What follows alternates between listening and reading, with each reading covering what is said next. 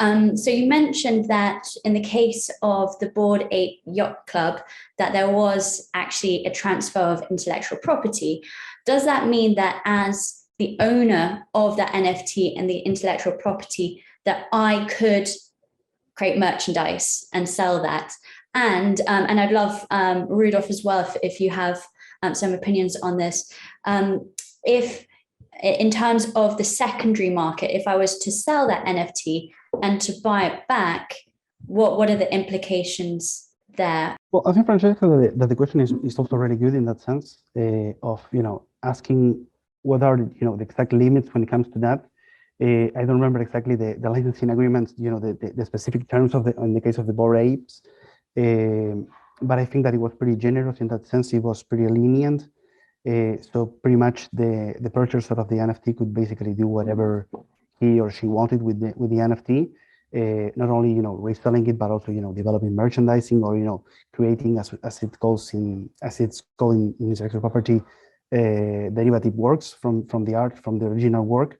So if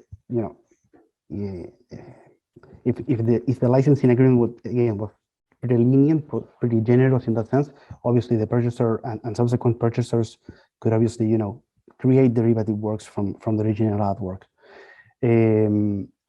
Again, as I was mentioning before, as in most cases, we don't have a transfer of copyright. A transfer of copyright or a licensing agreement. Again, the situation is a little bit more complicated for a purchaser to actually be creating derivative works from that original piece of work. So, assuming that we have a situation where that person can actually create that secondary work, again, it will be possible. Obviously bound by the terms of the original licensing agreement. But again, should be, this is, I'm bringing up a little bit more of my background as not as part of academia, but rather as a practitioner, in the sense of, if you're granting a licensing agreement or a transfer of copyright, detail it as much as possible. Detail what can be done, what cannot be done. And also not so much because when it comes to the economic rights associated with the work, but also something that has to be contemplated, especially in jurisdictions that are recognized. I mean, the moral rights over the piece of art, the work itself that is protected under copyright.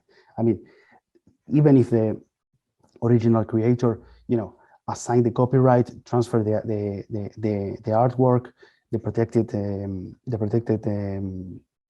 art itself, is he or she still has, clearly some moral rights over the artwork, and that derivative work cannot infringe or go against that first original idea that the author had. So also that should be taken into consideration in dealing with that.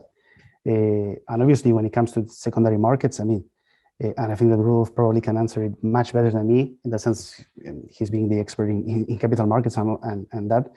I mean, we have a clear situation, because if there was no possibility of doing that derivative works, clearly there is a breach of contract by the purchaser in that sense. So when it comes to the original contract with the creator of the artwork. So again, you have suddenly a derivative work that is absolutely in breach of the original contract and in breach of the existing regulation.